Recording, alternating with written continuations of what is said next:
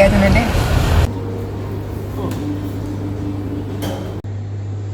No, just be risky. Wow.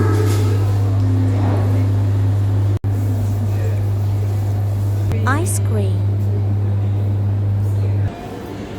It doesn't look like it, but he's working.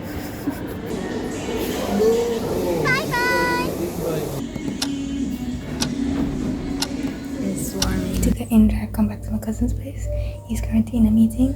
When he went up to the assumed car, we were like, is this David? The man was like, no.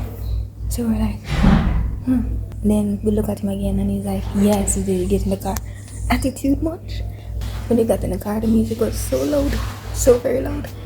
I was planning to take that same in drive go to my house. However, I was not dealing with that man attitude problem. I was not going to catch a case of the kidnappings because you have an attitude, or you know, murder and kill me because you have an attitude. So I was like, texting O'Shane, texted me first. And then immediately as he texted me, I knew what he was thinking because I was thinking the same exact thing. I'm not taking this drive, go back home. I'm like, I will come out with you at your house. And so that's why I end up here. I get in drive, go back to my place.